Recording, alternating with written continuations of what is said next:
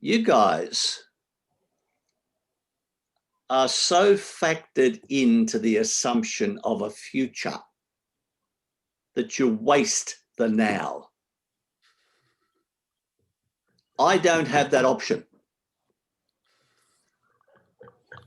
I don't have that option. Can you repeat that? So fixated in the promise of a future? Yeah, at your age, you are so almost brainwashed by the notion of a longish future that you waste the now. It's like putting off until tomorrow what you don't feel like doing today. Deferring, partially because, oh, well, maybe it will be a better time to do it. Well, maybe it won't. When Mary had a little lamb, the neighbours were surprised. But when old MacDonald had a farm, they couldn't believe their eyes. That's one way to tell. I haven't heard that version before. Is that fine then, the way we've got it? Do I need to hold mine like you are? Be safer? Yeah, I guess the closer the better. The closer the better. I'll just do that. Up to you. All right. Cool. Welcome to the podcast, everyone. We've got Gilly, and Gilly has been referenced before. Yes. In person and on the podcast. Many of the people who might listen to this, and I don't know. This is probably the first interview we've actually done on this podcast. Yeah, actually. we haven't. It's been. It only took about 200 and something episodes until the first interview, so you should feel special. I feel very special. Luke and Joey, it's marvellous of you, and it's only taken us, 2.5 days to get this set up? Yeah, there's lots of recording. You've done very well. Thank you. So we've got so much cable that's running across my back floor. Hey. There is no way anything we say today will surpass the achievement of setting this up. That's true. We will offer. You speak for yourself, Joe. That's what we call the undersell. That's the undersell. The undersell. Yes. Under promise and over deliver. Under promise, over deliver. That's my motto. Yeah, and thanks, Luke. Luke's always here, and so I'm very excited. We're both very excited. This is long overdue. I don't know fully exactly everything we'll talk about, but that's, I guess, the best and only way we could begin something like this. How to introduce to anyone cold or anyone returning, how to introduce Gilly is a very funny, it's a very interesting challenge for me. But I do remember what I will say, when we started doing constant student stuff, and we had a lovely group of, but still do a lovely group of probably 40 or something, 40-ish people within the 18 to 27, I think, age range from all over the world. And we did a lot of calls, a lot of workshops. And even then, I always love learning from anyone else's experience. Old, young, tall, short, all walks. Like, everyone has a lot to offer anyone. But I'm very, very cautious and apprehensive when it comes to especially impressionable young minds. Very cautious about who to often, put in a role model light or shine the light of authority and influence on sometimes. But what I will say is that the only person we really constantly had in the calls who was outside of that age range was this guy right here. So we had all these prepubescent young adults, and then these fresh young things, and then we had I think we got video. and then we had Me. Gilly, always in there, and always offering so much. And They were wonderful Sunday nights. Yeah. the Sunday nights especially. And to be honest, I had nothing else to do, so I was available. Sometimes you're watching the cricket at the same time. After cricket was on, I normally apologise, but no, I look forward to them, Joe. You did them so well. We did have a good time. That was special. And I'm sure we'll do more to come. Yeah. But that's I guess how you currently sit in our minds. You're one of the companions. You're not on the other. There's no other side of the fence, perhaps, in this stuff of I don't know, discussing life and what's important, is people are just alongside you, I think. And I think that's the way it should be. I think that's the if I look at the metaphor of a classroom, I think the ways it tends to change over time from this idea of there's someone at the front with the answers and there's all these people looking up, expecting to be enriched, and it's becoming much more of a circular room. If that makes sense. And I think you have always very much led things that way. And when I say led, I don't know, that applies to a very broad range of things. But just always how it's felt with you. You know, we had to do this here we're in the back room of your house, the famous back room, where lots of conversations, great conversations have happened as in groups of people, but also sometimes very importantly, one-on-one.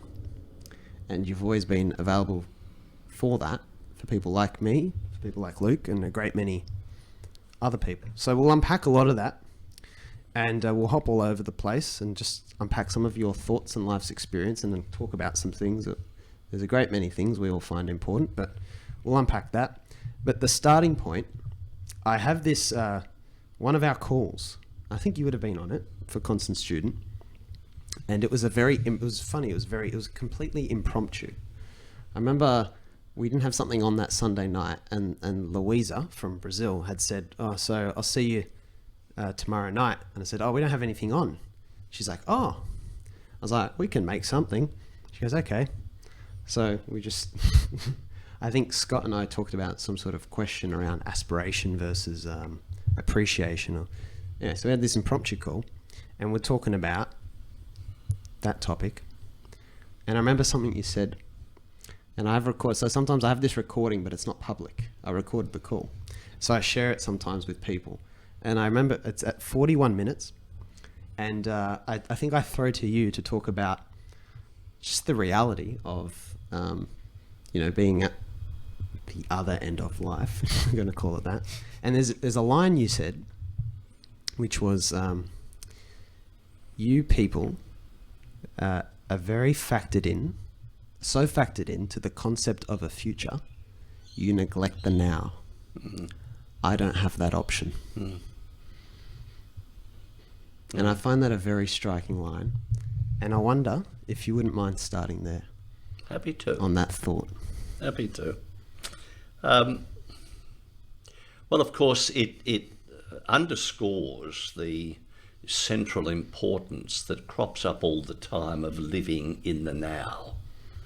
And I'll come back to the difference in ages around that as well. But, so much of our conversation has been around a lot of life's challenges, particularly for young people, and how the anxiety, the apprehension of the future, all of that sort of stuff figures so negatively in their lives. It's such a great challenge for them. And I think perhaps more so for your generations, that concern about, stuff that's probably doesn't happen. I always quote the wonderful author Mark Twain, who said on one occasion, I experienced some really terrible things in my life, some of which actually happened. But coming to the age difference, I think, and I joke about it because we can talk at some stage, if you like, about the fact that I now understand more clearly the notion that life doesn't end. Life doesn't end. Life may change in what it actually means, but I don't anymore believe in life after death, because I don't see death as what we've been raised to believe about it. But certainly as you get older, you do become more conscious of not just how many years you may have left, but how many useful years you may have left. And that raises interesting questions about useful. And it's where you guys come in, because, you can talk in a way that, I could let my ego run away with, that, you know, it's valuable to you to hear what I've got to say, and in some ways it's important and all of that sort of stuff. But guys, what you give to me is great. I have a reason for doing this, because it gives me so much internal joy to spend time with these opportunities to share my experience with people who really understand the value of other people's experiences. Not just those of us who are very old, but as you said, Joey, the diversity point. You know, diversity is just so crucial. Diversity is what nature is all about. And age diversity is one thing, you know, young and old, but we've got racial diversity. We've got religious, gender, you know, sexual preference, all of those diversities. And everybody is individually gifted, and they all come with different stuff to share. I don't care whether you're 25 or 75. Once you start picking up on diverse experience, and particularly if you're like me and you've got an overdose of curiosity, which isn't illegal, we can then sort of, no matter what age you are, there's all of this new stuff that keeps exposing itself to you. And you think to yourself, gee, why did I get to 75 and think about that for the first time? Answer, I hadn't met these guys before. You know, these are some new thoughts that have been delivered to me. How good is that? You know, I always say, if you're patient, the really good stuff finds you. We don't go out looking for it. And patient with you guys, you come up with the most amazing stuff. Absolutely amazing stuff. Now, that's long-winded, but I hope somewhere in the middle of all of that, I may have got close to answering your questions. Do you want to follow up? It wasn't really a question, was it? But it was a thought. Yeah. I'll throw to you, because I want to hear from you. Were you on that call? Do you remember what I'm talking about? No, the one I remember is the public speaking call. Oh, okay. We can go into that too. No. But that I don't remember. Yeah, that I don't thought of, this would be very good. So, you know, you and I are currently 28. Yes. So it's an awkward, the 20s is a very awkward stage in this generation. It's not as much default. So it's very interesting, the experience. I'm not sure there'll be one that's not. Oh, never, Bluntly. but just in a different way, for I'm sure. wondering a lot about that. Oh, for sure. Anyway, let me not interrupt you. No, it's always interrupt me, please. But it's very different. There's so many different things you can do. The breadth of options seems. So the concept of the future and the anxiety, we're on the other side of the middle chapter of life, in theory, right? In theory. And I'd throw you to reflect on that experience for yourself and people in our position, and then the contrast to... It's interesting. You can't waste, feels like you can't waste it. I feel like when I started, I was kind of on the complete opposite end of that. So you start off with self-help and things like that, which teach you. Self-help's a bit of a general, broad. too much of a broad topic, but essentially, when I was younger, for example, I was always looking in, 10-year horizons. What am I going to achieve? Where am I going? What am I doing with my career? All those sorts of things. And probably only now have I started to think a little bit more in the now, but it's difficult. But yeah, I don't know where I'm going. Why is it difficult for you, Luke, to live in the now? I'm not questioning you as sort of falling short in some way, but if you try to do that at times, what is it about living in the now that sort of confronts you most difficultly? I think a lot of it is the ego, just trying to run away with certain things and trying to, it's almost like you get a little bit afraid of being too present sometimes. Or for me, it's been a lot of conditioning from when I was younger. Yep. And I feel like I'm undoing a lot of that at the moment. So I don't know, it's just been a long process to try and find a bit more of a center. I'd love to jump in there. Yeah. Thanks for sharing that. Yeah. I'm going to take this for a second back to when my mum, it was the first time I ever heard of Eckhart Tolle, was when my mum was reading it. And it was at a time when I just thought it was real tree hugging kind of Yeah. BS. And when someone said, nonsense. when someone said living in the now, Yep. it was like, well, it sounds a bit, ooh. Very woo-woo. I'd love to bring it down to what that actually probably looks and feels like, to the extent you can be aware of it. And for me, go back to the Mark Twain quote that you shared. There's endless anxiety about things that never happen. Yeah. We sometimes joke about, do we need to earn more money for our families that we don't yet have? Yeah. For example. Yeah. If you don't do this or Yeah, if you don't do that, the then- prospective future family, that who knows when that comes and what the things like that. I just want to make it really vivid and give examples of where I talk to so many people who are very unhappy in the current line of work or their current studying pathway. This is not an anti-university comment, but it's just a lot of the excuse for putting up with something miserable now is because of a promise of something that is to come. And that looks like a lot of different things for people. It looks like there's the buzzword financial freedom, of this point where from then on perpetually there is no more financial anxiety to come. I've totally, because of an excess of wealth or an automation of income, I've completely forever taken away that which is financial stress. And I can tick that off. I've ticked solved that problem. I will no longer have to, because this is the bane of my existence. There There is feeling like you've achieved enough. Yeah. There is, I have a certain purpose that is only realized by materializing something in the external world that others can see. I have grown a business. I have done a TED talk. I've written a prolific book. I have become a titan of my industry. I've gotten a certain promotion level. There are things like that. I've got a worldwide reputation. I've got a worldwide reputation. So these are all things I just want to ground that, because it's very easy for people to go, here's a couple of woo-woo blokes going off.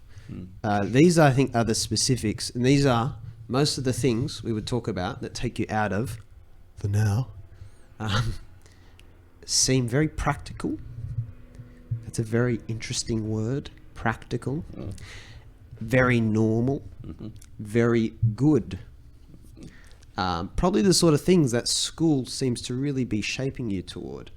And often that, I did a talk at Riverview, our old school, where some of your grandchildren go, and or have gone, and I was very honoured. It's just a 1 year group, but they said, you're not the sort of person that's normally speaking here. There's a lot of CEOs and Lawyers, judges. Michael's a lawyer, for anyone who needs Yeah, context. for context. Yeah. Michael's a lawyer. We That has had should've done a that pretty intro. substantial law career. Yes. Yeah. For context, and that is very important context. So that was interesting, and because that's often, this is a layer of society that probably needs to be explored a bit more, I think. There's a lot of normalization of that which can take you out of the now. And so what's the now? And you guys invite you to help me reflect on what it looks like. It's that, to be honest, if I give you the best example, I'm sitting here with two people I respect admirably, one who's hungry, whose tummy just rumbled. The stomach's not living in the now, you see. The stomach is looking at what's coming ahead. It's misbehaving. But it's a beautiful day. Yep. The sun is shining. My mind is not anywhere else. I'm not worried about anything. There's plenty of things I could worry about, and the same is true for you, right? And the same is true for you, even though you have what most people would call the financial freedom and everything else. There's still things you could be justified in worrying about right now, and maybe you are, and that's okay if you are. Thank you. And okay if you are, and okay if I am. But obviously, when we're talking and having conversation, it's very hard for the mind to wander, and we can just enjoy what we are doing. And I get great joy out of what we're doing right now. And that is the beauty that we always have now. And it's simple when you take out the fact that all the wires going everywhere. Yeah. Apart from that, it's super simple. But normally that is the simple joy of the present moment that's always available. The company of the people around you. Coffee did not cost much this morning. You know, this is not having Pleasure. tip. Didn't cost anything. Cost nothing. That, I don't know. I just want to try and give it context because I remember a younger version of me would have gone, this is not a relatable conversation we're talking about. And so this is what you can't wait. Like maybe it is easier for people who are older in the linear sense, in the obvious sense, not to waste those simple moments. Well, maybe. I really wish that was universally true, but I think every generation is challenged by that same issue, and even the word retirement is just a terrible expression for so many people of sort of my age and maybe 10 or 15 years younger who, wonder if it means their total loss of relevance from that point onwards. I try to tell some of my colleagues, actually, there is life after being a partner in a law firm. May come as a surprise to you, may come as a big surprise, but there can be a really good life when you cease being a partner in a law firm. But, just be open to it. Just be open to sort of the next phase. Joey, it's a great, I could be a real smart aleck and say, there's one overwhelmingly convincing reason for living in the present. You know what it is? You can't live anywhere else. Right? But you can try. Yeah, absolutely. You can let your mind sort of take over your common sense and your rationality and force you to be so preoccupied with stuff that may never happen that what you actually do is surrender to it your present lived life opportunity. It goes. And if you, whether you call them the dark spaces or the ego or the devil or whatever it is, the more that captures your present moment, the less life you have to live. Because you're surrendering all the stuff that you could be doing now and loving every minute of it. And it's that, and of course anxiety can only ever be about the future. Yep. Right? Can only ever be. But it does take, and we talk about it all the time over the years that we've known each other, the role of a lack of awareness, and particularly a lack of self-awareness. If we can only sort of get ourselves to the point where we can understand what's going on with ourselves, we can actually appreciate what's happening with and to us. That's the starting point for it all. That's where we start to readjust.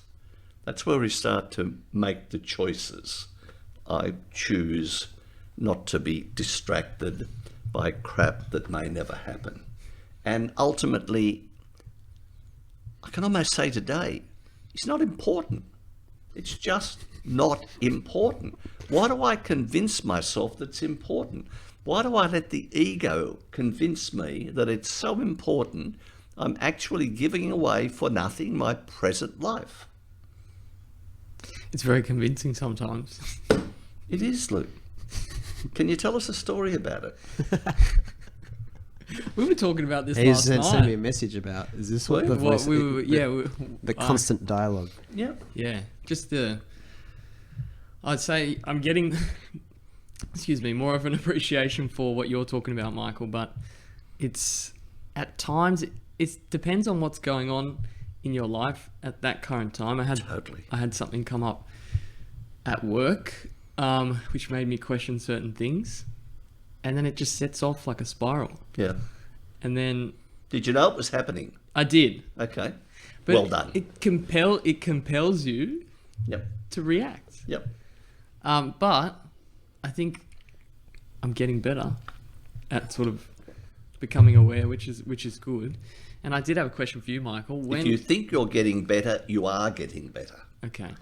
Because you're appreciate. And I might just say for the record, we're not psychiatrists, we're not psychologists. We've just got various experiences of life. Yes. That's all. Yeah. And we just share those things.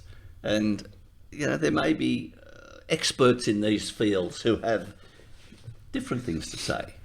And I appreciate all of that. But I think it's this sharing in companionship, having developed trusting relationships, as we always say, that's just so valuable.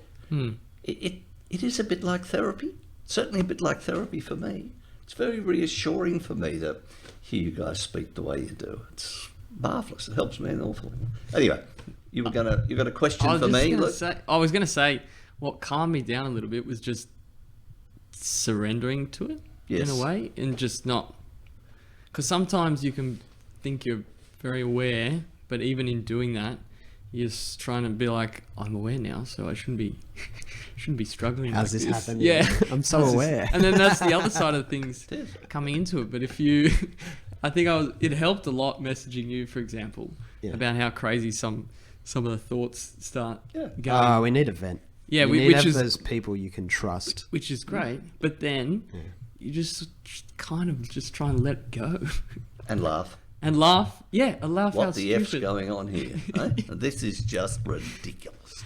I guess my question was, can you remember a time when you started to become a bit more aware at all?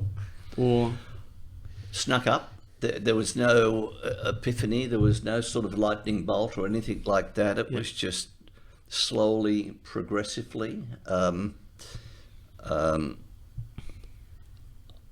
There were some events in my early 30s when I had particular professional roles where I began to appreciate that there's an awful lot you can't control. You've just got to be prepared, in a sensible way to take some risks, and what happens, happens. You can say to yourself, the world is not coming to an end. There is no capital punishment attachable to what I'm about to possibly stuff up. Only, as I always say, only very special people get crucified. So, once you Fingers crossed. once you put it back into some sort of context, it helps. The biggest problem, I think, at that stage for me was bloody reputation. If I stuff this up, what are people going to think of me, right? Do I lose my reputation? Do they think I'm the lesser as a leader of the profession, or as a practicing lawyer, or a father, or husband, or whatever it turns out to be?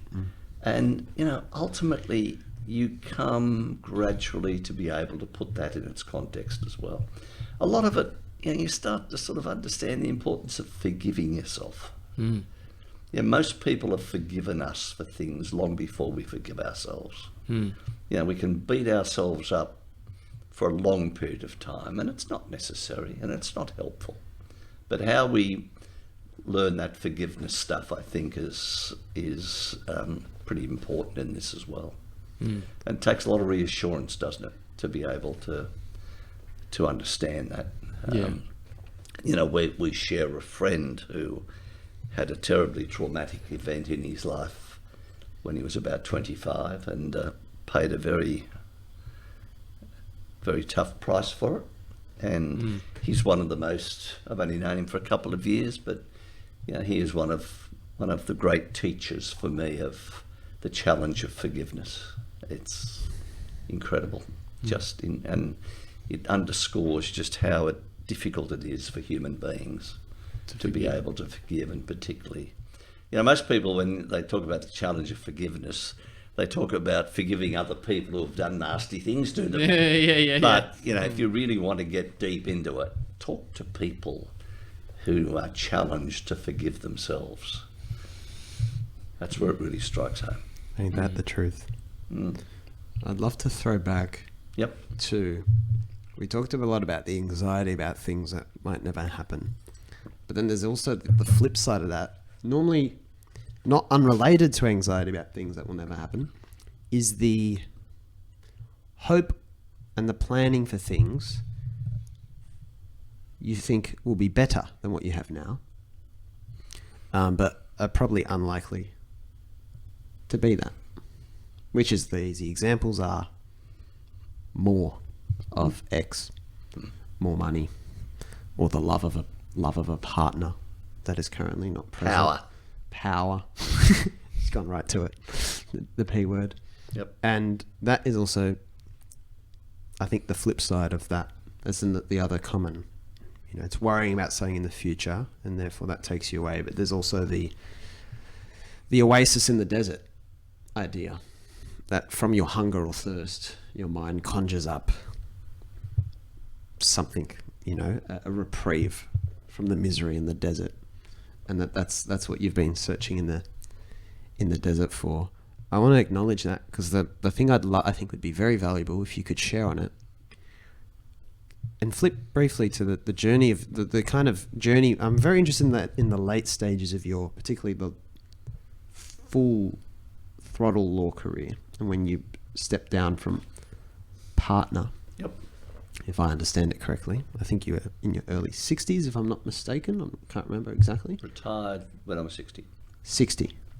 So you talk about that last chapter of that period, and then what that transition was like, because I think that is a very interesting anchor for people who are, I know, for everyone else really.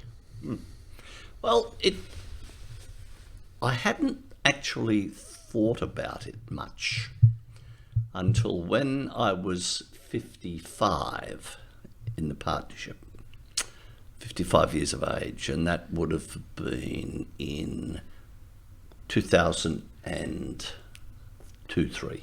Yeah, 20 years ago. Yeah.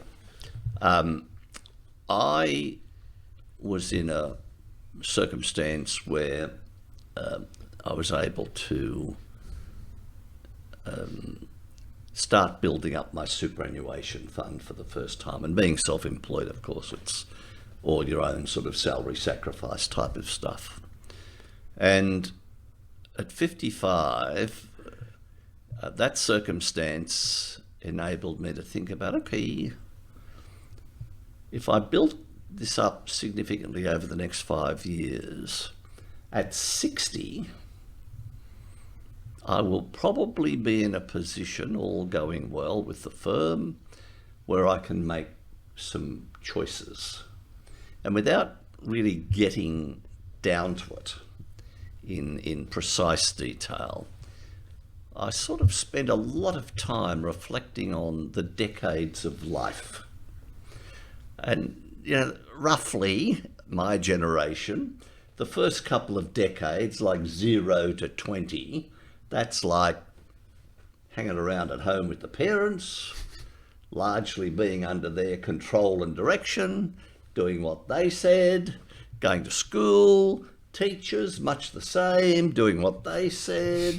You know, freedom was largely illusory.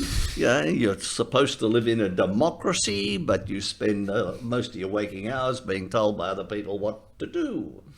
And then towards the end of the first couple of decades and half the way into the third decade, you've got university, you're going through all of that stuff, and then you transition into your first employment, in my case, professional employment.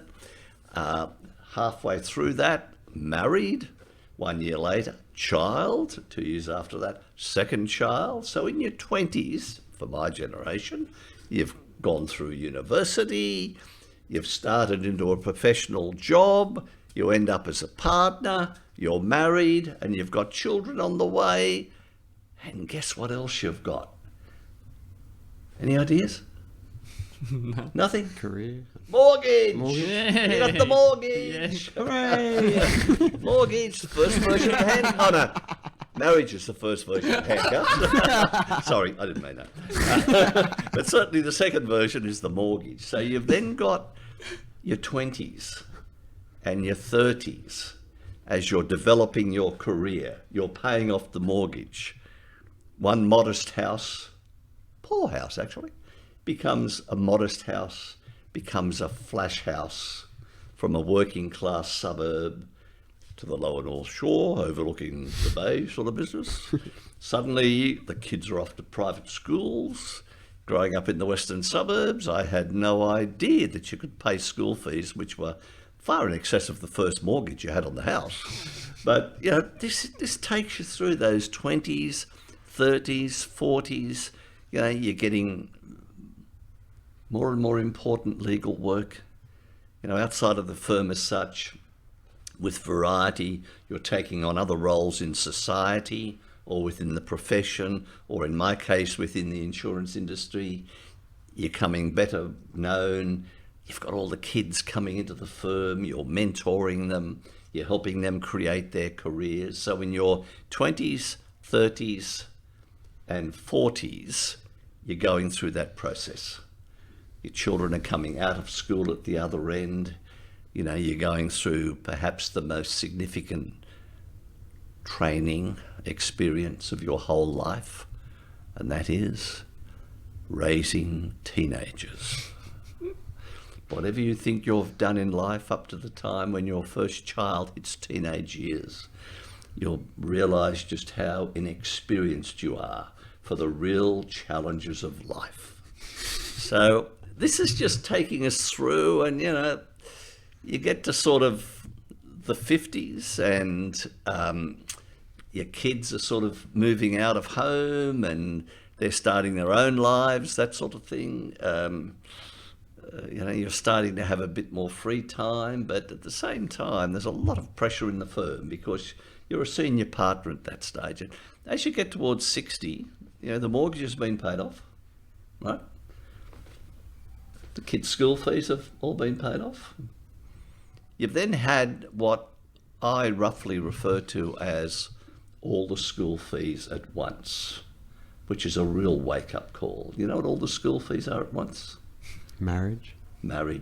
Paying for your daughter's wedding receptions. 3 wedding receptions. Each one of them exceeded the total cost of their fees at Monte D'Angelo for 6 years. So it's just all the stuff you sort of get behind you. This is really taking me out of the now.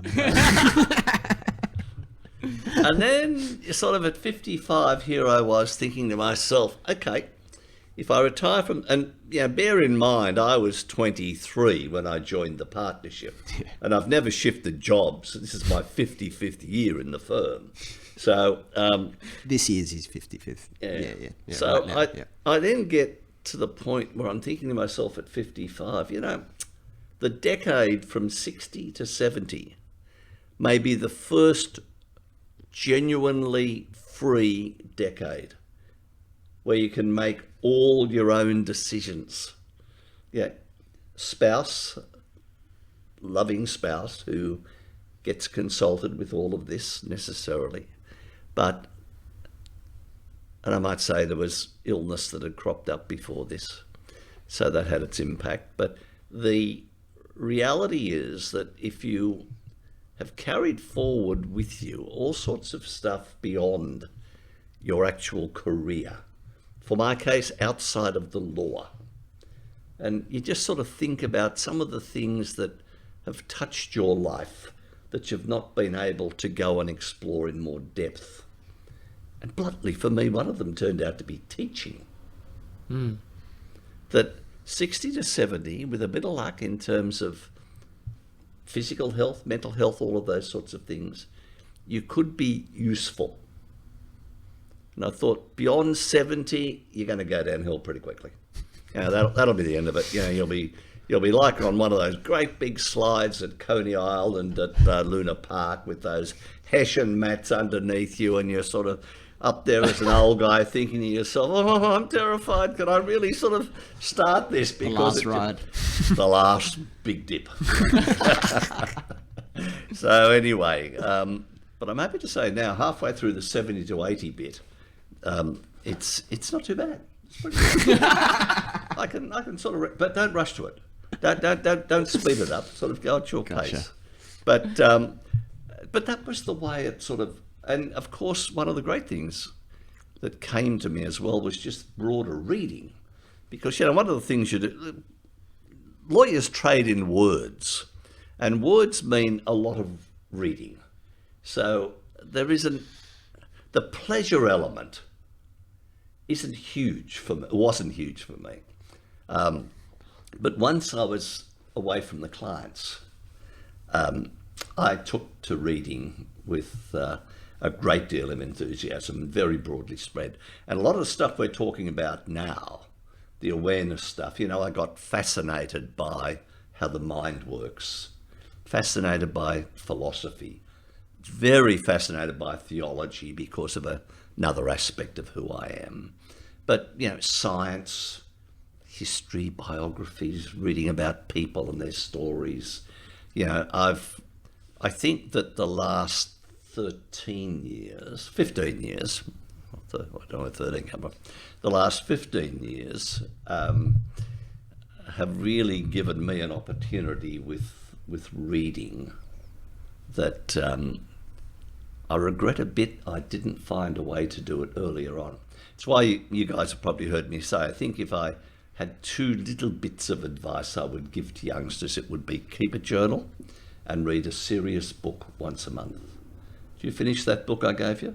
I'm still on a novel at the moment. Oh, God. God. It was a quickie. You could have done that real fast. I know.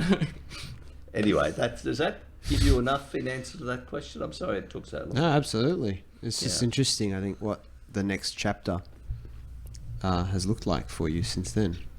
Yeah. And that's really, And the chapter, if I filled it in, would be talking to you guys, listening to you guys, exploring with you guys, pro bono teaching, which has been sensational for me, continuing until last year to play some ongoing significant roles with the law and the insurance industry.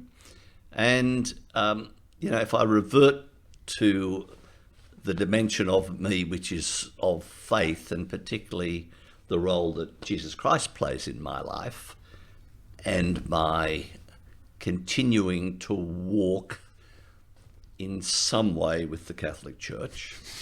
Pope Francis, for me, is one of the great miracles of my lifetime. The guy is just amazing. And I think many of the initiatives that he's taken, particularly against the background of that unbelievably horrific sexual abuse crisis, the stuff that's just inexplicable, unbelievable. I have had an opportunity within the church and within my own parish to sort of play some roles around where it's all going and what's needed for humanity that has just got me on cloud nine. I just love every minute of it, and I love listening to people. And I particularly, enjoy's the wrong word, but I am particularly educated by people who are challenged by faith issues, who sort of suspect that there is more to it than science sort of talks about, but don't quite know what it is. I don't quite know what it is either. And I was going to put my hand up. That gives me great joy.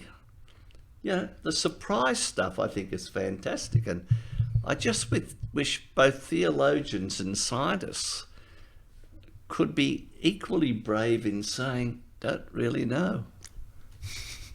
Don't really. We'll be sitting on our hands waiting for that one. Don't really know. And if only we could do that. If only we could do How that. simpler life would be for Absolutely. a great number of people. But while I'm not really knowing, geez, I know what it is to feel the benefits of love. Right? And the fact that I don't know a shitload of other stuff isn't going to deny me that. That's the big windfall. The big windfall. Right? To feel what the love's like. Is that the Lion King, that song? Can you feel the love tonight? Tonight, yeah, Elton John.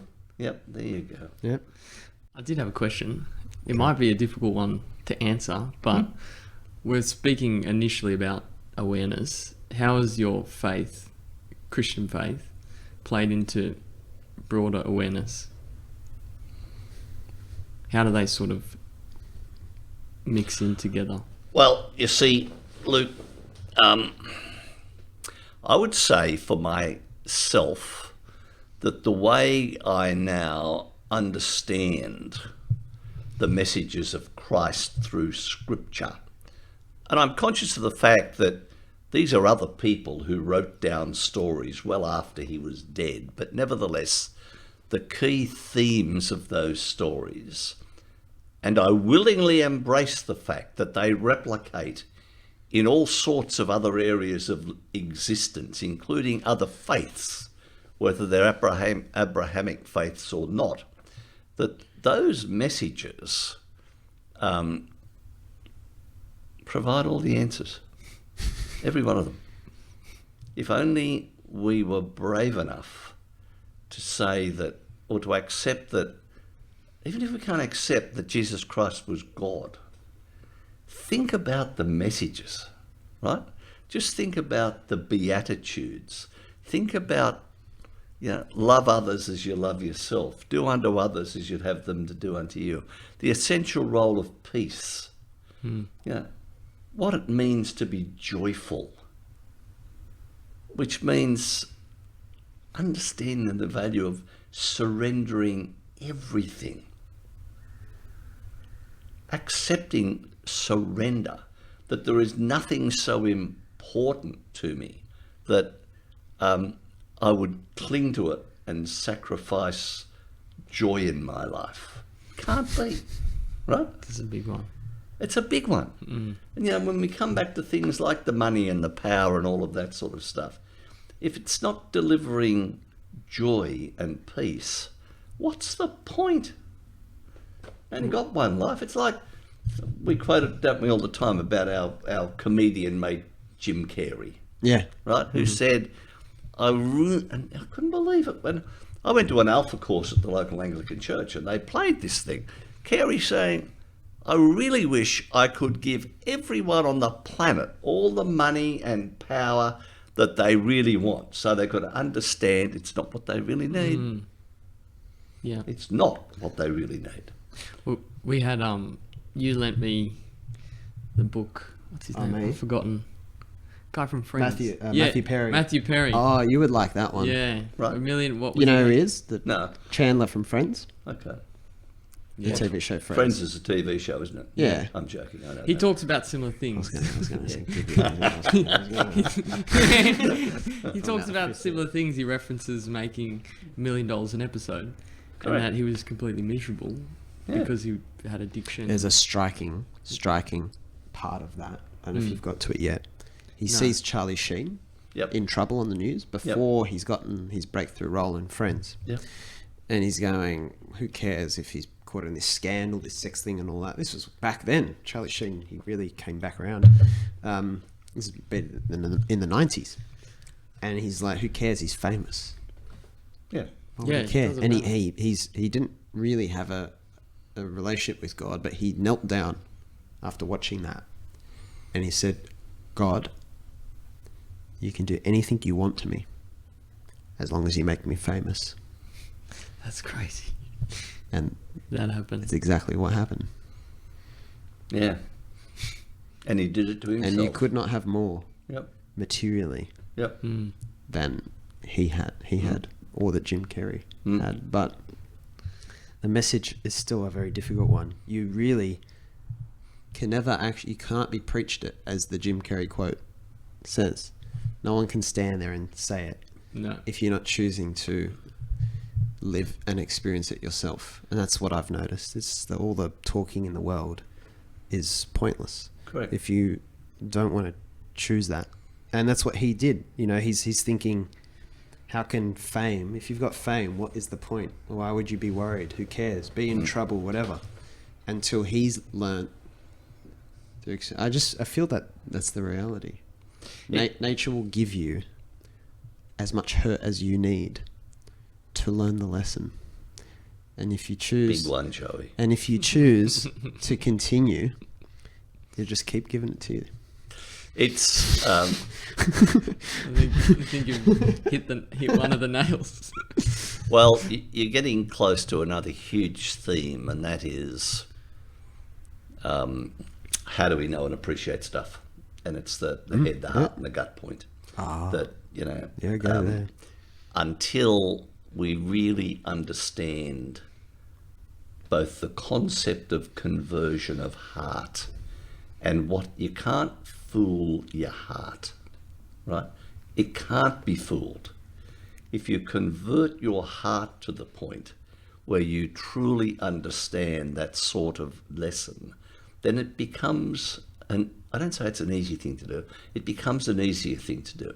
I don't think you can really put all of that stuff in its context and be confident that you can keep it there unless you've truly had a conversion of heart. That's what Pope Francis says about, you know, climate change and caring for this planet. It's not about the logic of the head. It's really understanding the interdependence, the interconnectedness of everything created. It's seeing ourselves in a context. And I think a part of what this challenge is the last 50 or 60 years of individual rights, seeing ourselves as one-offs. You know, I can survive by myself. Give me enough money, give me enough power and authority, give me a huge reputation, give me a house in 60 different locations, give me my own kitted out... And that's all I'm asking right? for. Yeah. Boeing 747. You can do anything to me. That's all I'm asking for. I'm not asking for too much. Give me a new sort of good-looking partner every month or two. It's, yeah, that's it. A simple life, that's all I ask. Very simple life. That's it.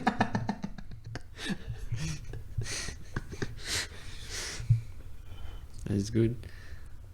But why is it, do you think, for your own generation, that you're so challenged about how important things like money are? Is it has my generation sort of imposed it in some way? Is it the domination of the American-style capitalist system? Does social media and comparisons play a role? Is it your family expectations of what success means? What do you think it is? It sounds like a bit of everything, but Probably is. I don't know. There's a weight. There's certainly a weight to it in terms of your identity. I think. I don't Do you know. feel the weight? I feel the weight. Yeah. How does it impact on you, Luke? Well, if anything goes wrong in that regard, it certainly takes your life in a certain direction, and you seem to worry about it quite a lot. Does it hurt you? Does it make you sad? Yes. Yeah. Yeah. Yeah. But I think it's the worst when there's an overemphasis on chasing it, and where that becomes the sole focus, or that becomes such a center of life, and you can forget a lot of other things. But I don't know. I think everyone's a bit different in the sense that it depends on upbringing and how that's played in your own childhood and stuff like that, and various life experiences. But I feel there is always an expectation, a self-imposed one at times, but Partially partially self-imposed. self-imposed. But Yeah. yeah, I don't know. It's a tricky one. Joey, what about you? How would you respond to that? Because you were a brave boy, weren't you? Your story is somebody who wasn't sort of totally conned into the necessity to finish a university course. No, I wasn't. I always acknowledge this because it annoys some people, that I seem to come from a position of some privilege from my family background. Depends what you define We as. all do. Well, We live in first world Australia. not everyone sees it that way, No. which is very interesting. So I acknowledge that, and then beyond that, I toy with this idea these days of, in truth, there's only one disease out there, and it manifests in 1,000 different heads, including a lot of the physical illnesses. And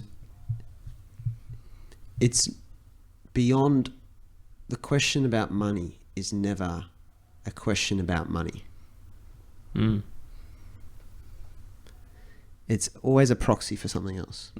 Money, if you look at it with a psychological lens, is a secondary conditioner, they'd call it. It is valuable because it represents something else you could get with it. And I always have this funny idea of, call it the apocalypse test, where if you had, everyone was alive, but all our systems kind of collapsed, what still retains value? And it's things that are much more intrinsic in nature. This is valuable, but not because it's in a well-to-do Sydney suburb that people would love to get into because it's, the property will go up over time. It's valuable because it will protect you from the elements. Yep. And it goes back to Shelter. and the Bitcoin in that sort of world has, right? As the funny extreme that's contemporary. So you're talking about the needs, the basic needs. Yeah, I'm just talking about how it's a psychological mirror. Yep. That's what it really is. And it's never actually an issue about money. It's related to something else. It's never in a silo on its own. It's never in a vacuum. It's always attached and hitched to something else. And so there is a very funny layer of society now, especially with the digital revolution and the capacity to get more and more attention for more and more people, perhaps, is that it's very easy then to say, look at me, I have superseded the focus or need for money. What I do now is not for money, and I can prove it because blah.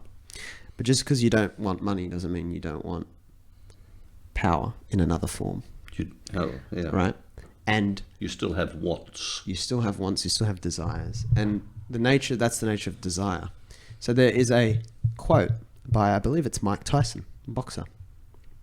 He says something to the effect of, they want power when they don't know love. That came from Mike Tyson. Mike Tyson. Geez, I would never have guessed that. You wouldn't. I thought his quote would have been, gee, you've got tasty ears. Yeah. It's like, would you like a tiger? Yes. That's wonderful. That is a quote and a half. Yep. And the conversation around money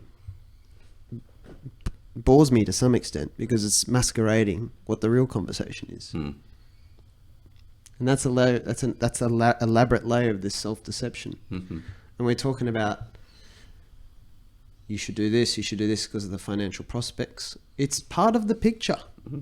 Of course it is. It's one I thing live in we the can't same miss. world. Yeah. I live in the same world you people do, don't worry. But when that's the conversation, we are so zoomed in to the picture that we're not looking at it in its entirety. Yep. And that feels like most people's experience of life in the context I've grown up in. Yep. And that is why the cliche of, I went to help the poor people, but they all seemed happier than we all are, and rah, rah, rah. But now I come home and I double down and work overtime, even after having shared that with everyone. That's, it's why, it's because the nature of the simplicity. And I wanted to touch on that, the journey of how we actually met you, and Nepal and Nick and stuff like that. And we can go there at any point, but it's not that, I remember the people we met in that community, and Nick knows them way better than I do. It's not that the people in the community in Nepal wouldn't have liked to have air conditioning or a private school for their kids or, a bigger house. But reflecting years later, what I reflect back on when I look at them, that they definitely had the desire for those things, quite natural. But and this is how I feel, when the prospect of what it took to acquire more was presented to them, so many of them are so much better than people in the West at realizing it's not a good deal. Absolutely. It's like Warren Buffett on the golf course. I don't know if the story's true, but they go, bet you $20, I'll get it in a hole in whatever shots. And he goes, I'm not taking that bet. They go, why? You can afford it. He's like, I don't care. It's a bad bet. The cliche of, the poor people are happier than we are is old to me. And there's a lack of interest in going deeper. And when you go deeper, that's the layer I'm at now. They asked Nick for X and they asked Nick for Y, but a lot of them, I don't want to, or I've got enough now, Nick. I'm not working for you anymore, but I love you. And if you need help, I'm here.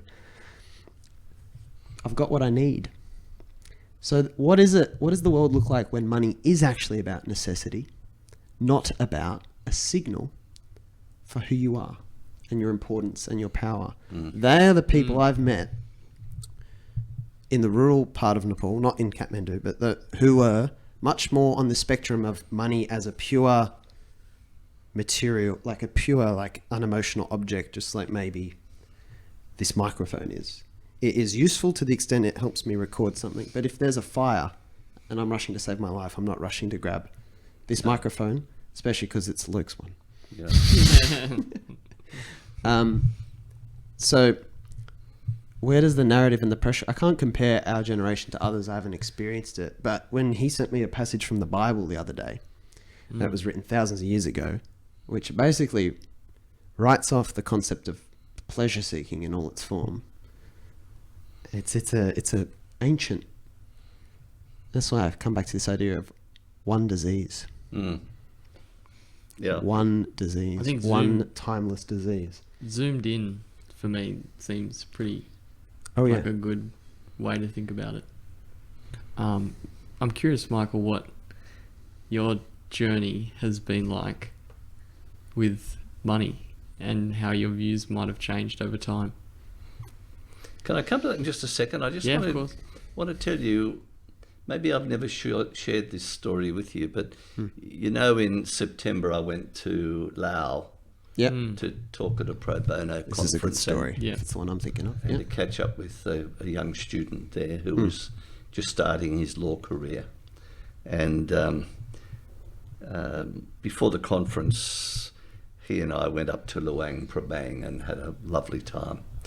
We're wandering through this beautiful national park, which was cascading waterfalls. And I'm looking at the most magnificent trees and rapids, and in the middle of it all there were a number of sensational flowers, like those waxy red things. And Tony stopped me and he said, Michael, can you explain something to me? I said, if I can, Tony. He said, why do Westerners grow flowers? And I said, why do Westerners grow flowers? I said, why do you ask me that? And he said, well, if they've got good arable land, why wouldn't they grow food? Now, I know enough about his life story to understand what he went through, and he also pointed out to me trees that he and his sister and their family had used for food when he was young, eating leaves as part of something else that was prepared for an evening meal, that sort of thing. But I think I, at the end of it, said something typical, funny and Westy, like, flowers are the food of the heart. But every now and then it gets put into a context for us, doesn't it? Gets put into a context. It's like coming home from Europe in early 2008, stopped off in Cambodia for the first time to have a look at Siem Reap and Angkor Wat. And there was no global financial crisis where I was. It just didn't exist. Too many kids on the street wearing nothing. Can you tell the story as well about, was it the trip before September? Did you go to Vanuatu? No. I think you met people from India who were talking about our obsession with No, this was halfway through last year, when I was in at the end. Where are we? Was it this year? Were you in Was this Thailand? year? I was in Koh You connected Samui me in with someone in Thailand, Thailand, and and that's hilarious. that I story. met two brothers and the wife of one of them who belonged to the Jainists, which is, I think, a 6,000-year-old religious group. And their family have been in the production of cloth, linen and cotton for about 400 or 500 years, living in the same area of northern India. And they asked me some amazing questions like, why do Westerners shift out of their homes? Why do they want to buy their own home? It seems to us that that's just a burden that they take on that's just not necessary, because, you know, we've been living with our families and our cousins and our aunts and uncles for 300 years. And why do Westerners have this notion of individual ownership of money? Like, we've come on this holiday and we didn't have to provide the money. The family provides the money. And why do Westerners think that they're better placed to choose a good wife than their parents are? Because, you know, this community, our parents know it better than we do, and they know everyone in it, and etc. It just went on and on. There were probably 2 or 3 more examples, if I could probably think of them as well, and even the sort of work they do, all of that sort of stuff. It was just an entirely, you know, the concept that you would actually put your elderly relatives in a nursing home was just anathema. You don't do that. They're yours. You care for them, cradle to grave. It's the way life's, for them, supposed to be. There was another one, I think, maybe it was the other gentleman you met, who their family business, I don't know if it was a cloth, but they take this like family responsibility for the community. I think if I remember correctly, same ones where they have the factory or whatever, and they're providing jobs for people in the community, and they feel responsible for them, and that responsibility stays within the family. Correct. And correct. It's, you know, it's like we used to say about COVID, and I think we've forgotten this lesson too quickly. Until everyone's safe, no one's safe. Right? Can we just get back to that? What's in the common good? Right? This is what, you know, we've captured this notion, or we've been dominated by this notion of individual rights. You know, I have the right to X, Y, Z. But what's the good of that right if it really shakes up the community in which we live? The two, yeah, it's got to be the and again. I've got to be prepared to subvert or subdue some of my individuality for the common good. And I think we've lost a bit of that along the way. Now, coming back to your question about money. I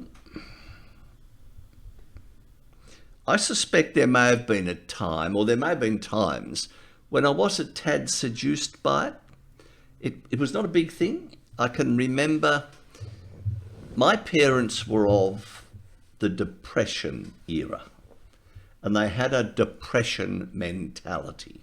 My father was kicked out of his home at 13 years of age and had a swag, and at 13, 14, 15 was a assistant to the cooks in shearers' quarters all over southern and western New South Wales. So they had a real thing about indebtedness, which rubbed off on me. I hated ever being in debt, and I had a great passion for seeing my family financially secure. Spending money has never been something I'm at all interested in. I don't have a passion for cars or clothes or anything of that sort. I love travel, but again, I'm not stupid about travel, although I might be about to be. As is your right. Little thing at the moment that I must say has got me challenged in the head, but I think I might succumb to it, only because I'm a bit too lazy to do much about it. But what I learnt very on, Luke, was that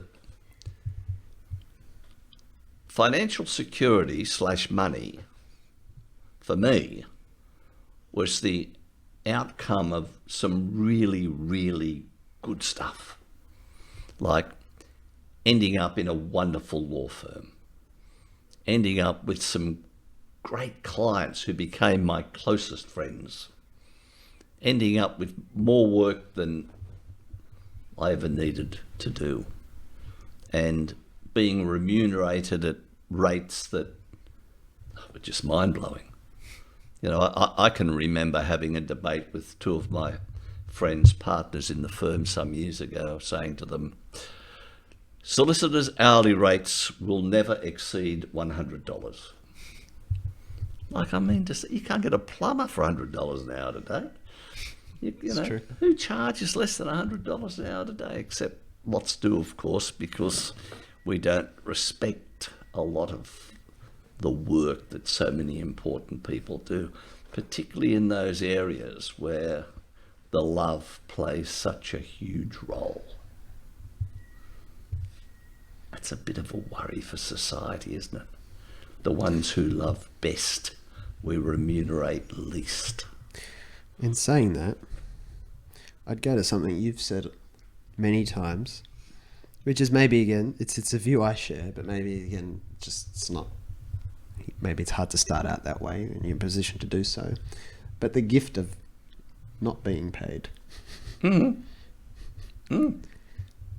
Look, you mean the gift of not being paid money? Yeah. Right. Yeah. Right?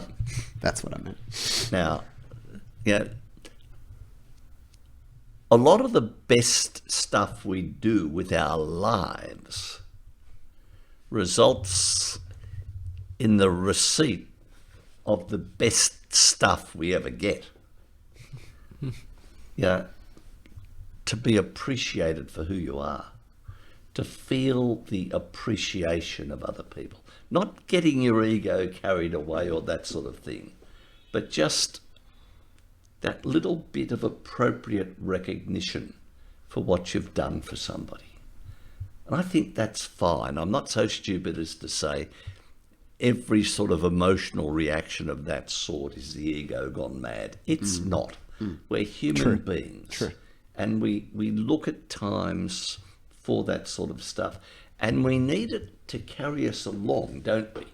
It's part of that walking down the pathway. It's our journey. If we were kicked in the guts all the time and not loved, not appreciated, you know, you'd end up worse than Job in his famous book. You know, you wouldn't want to keep trying it because you think to yourself, what's the point of this? Nobody gives a damn anymore. And I sort of do appreciate that there are some people who find themselves in those circumstances. And I think they're real saints, because how they keep going, I just don't know. You know, you think of third world people who, you know, have walked across the top of Africa to try and find a new life in Europe, and maybe the rest of their family drowned in the Mediterranean as they're trying to get across. You know, we live in Australia, and there is so much of the reality of the world, the life, that we just don't get. We just don't get it. But so much of, you know, real human living comes down to not what we receive into the pocket, but what we receive back into our hearts. That's what keeps us going. That's the stimulus. That's where you get the real rewards. The trick, because it's a tricky idea. I had a conversation with someone else this morning around this, who I think is navigating how they think about the maybe it looks like a trade-off. I don't know if you echo this, if either of you echo this, but my experience so far tells me that pursuing the real things in life often looks like a trade-off, but is anything but.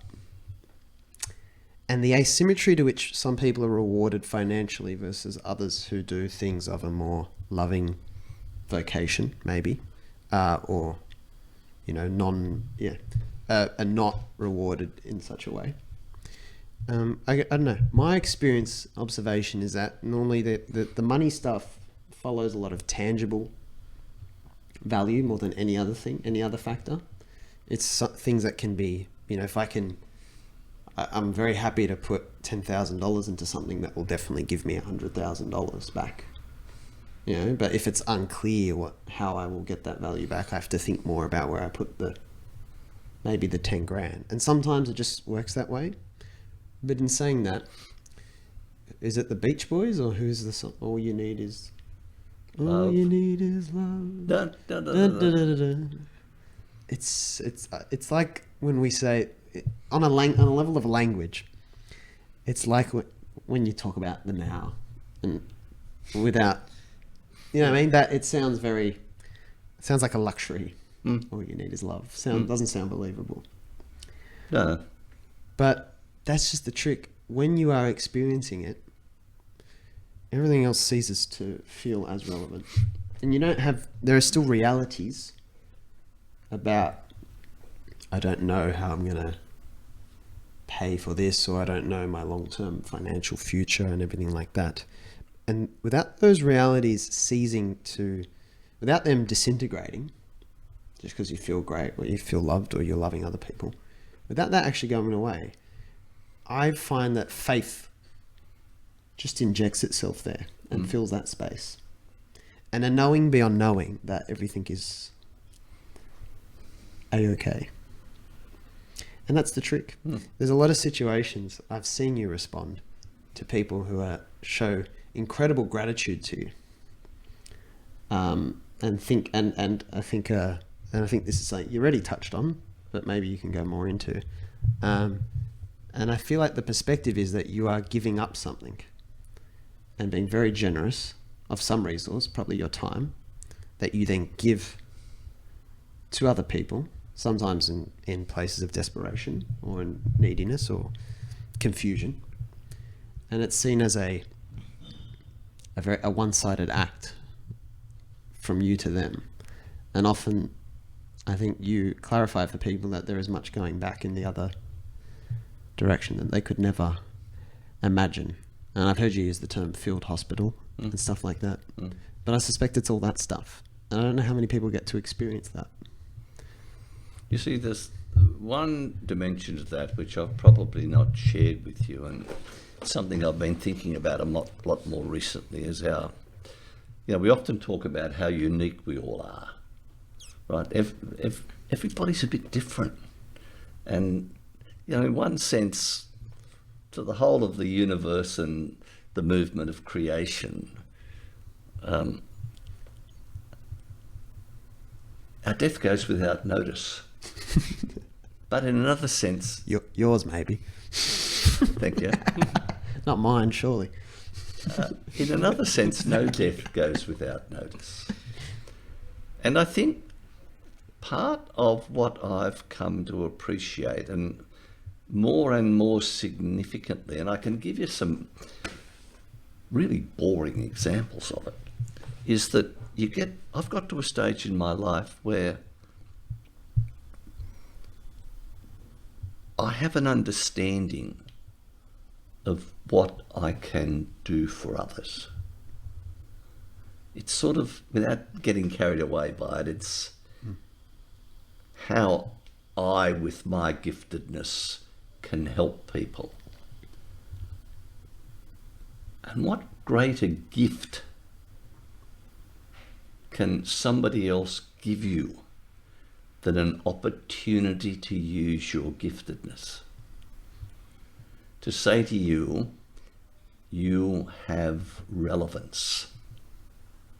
You here with me at this point in our joint lives, what you are able to do, your giftedness, has relevance.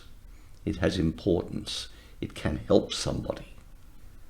Like, I think that's a mind-blowing, for me, realization.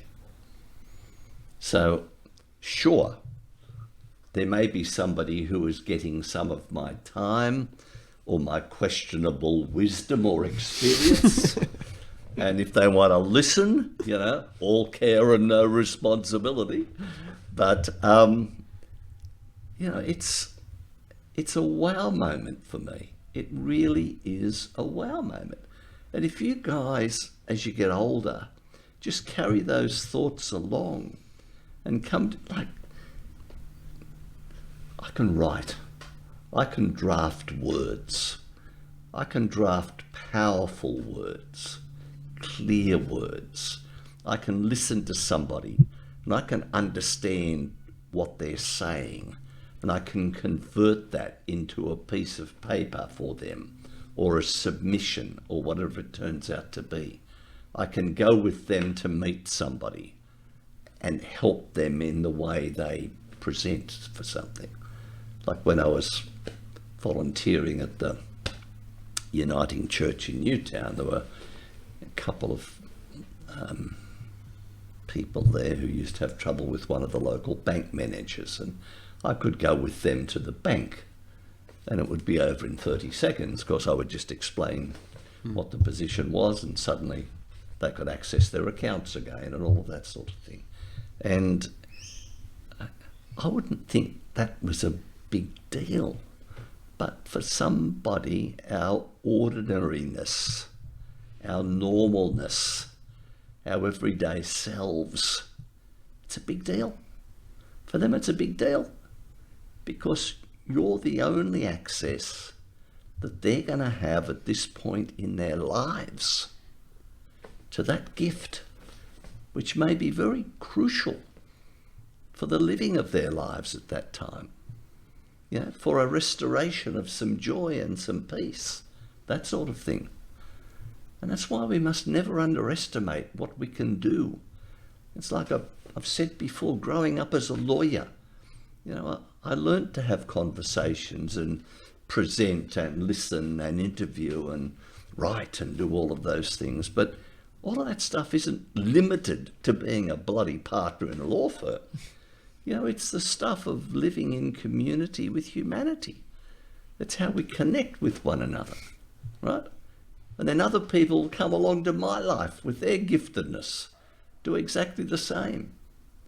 So maybe, Joey, when you talk about trade-offs, we should be more focused on the trade-offs of our individual giftedness, where we can come together and share. It's sort of like an old-fashioned barter system, isn't it?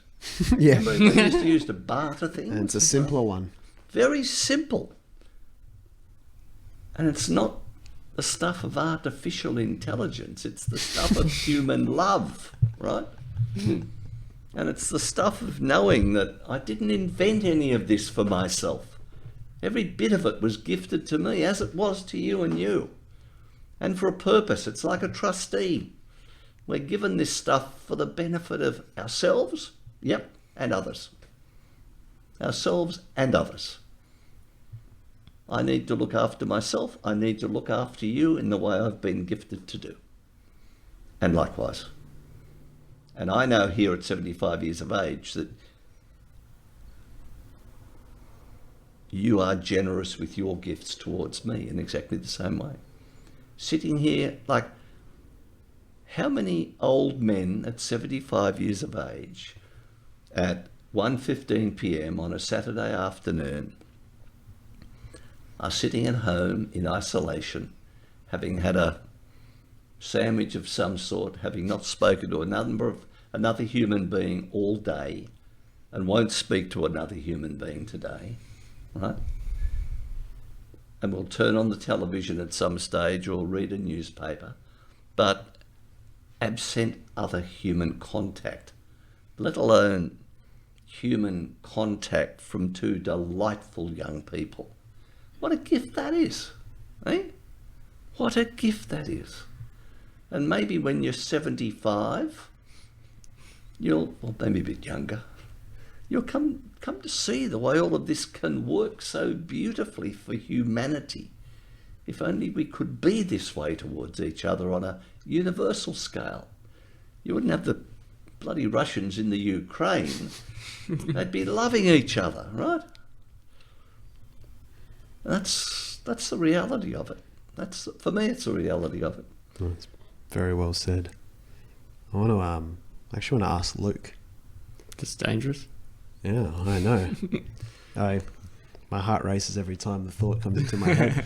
But this is a great time for someone else. See, and I'll obviously try to help. Just to summarize, if it hasn't come across, what's different about this man compared to a lot of others who would be sometimes in a, we call it a mentoring capacity or a sharing experiences capacity, or a giving it often a giving advice capacity, or maybe lack thereof. What are some of the differences you've noticed? What sticks out? What sticks out? You won't cover everything. No. Well, it was actually surrender to that. But what are some of the things that stick out? I had a question that I queued, which was going to be, but it actually ties into it. So one thing that sticks out, which I pointed out in the process we went through with the synod recently, is non-judgment and listening, and even when it's now revealed to me that you might not have agreed with certain things a while ago, that certain views maybe, or maybe I'm getting ahead of myself, but you never judged. You would just listen. And subsequently, a lot of those views have changed. And the natural reaction would have been to say, hang on a minute, that doesn't quite make sense. It's why you believe in that. That's like, I know this, you know. But in my experience, whenever I've done that to somebody, and I've done it way too many times, and I probably will continue to do that, but it causes a very particular reaction where it puts people on the back foot, and it also signals you're not listening, or you don't. Maybe a lack of respect is probably too harsh, maybe, but it signals, you know, there's no mutual exchange going on. It's me judging you. So I guess I never really felt that, speaking to Michael. And it comes around to my question, which is, when did you learn, or why do you not judge in that way? We've talked about this, but I think it's one thing I've noticed, and it seems to me one of the hardest things, and I get so much more peace when I surrender and sort of let things be. And I feel like we just want to control things sometimes, especially when we believe that we're correct in certain circumstances. So I think it's a critical part of the journey. I still judge, and I catch myself judging, and I don't like it. Yes. And I have to back off, and sometimes I apologise. Yeah. Because I think it's a part of the normal human condition. I think it's born of difference. If somebody behaves or says something that is contrary to what the core of you thinks, then I think one of our almost instantaneous reactions is to judge them. I think I became aware of this probably, so much happened after I retired from the partnership, but probably 10 to 15 years ago. And I now say, with a little bit of theological tongue in my cheek, one of the greatest gifts God gave me was the realisation that I wasn't put on this earth to judge. Judgment's above my pay grade. Well and truly. And a very good friend of mine would say that not even God should judge. You know, I used to say many years ago when marriages broke up that only two people ever really know what goes on inside a marriage. And even that's doubtful. Because, you know, the tensions, we don't know enough about other people ever to judge them. Mm-hmm. So that's a point in response, Luke, to what you say. Another point, of course, is, and this comes out of the synod and other things, and I think it's a real challenge for society today. And Joey, you know this only too well from where you started.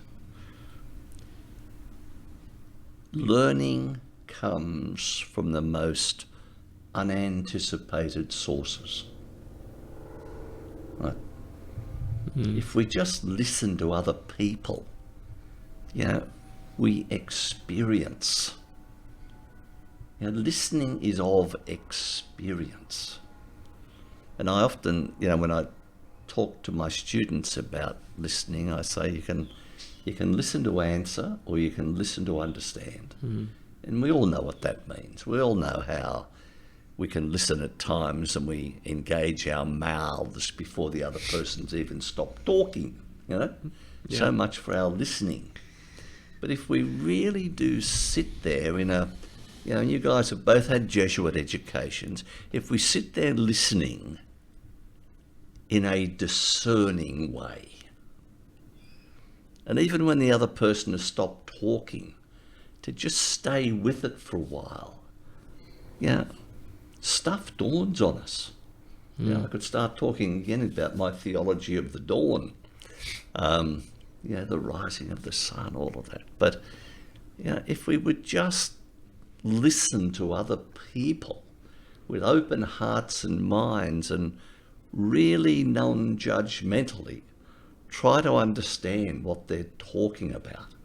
What are they on about?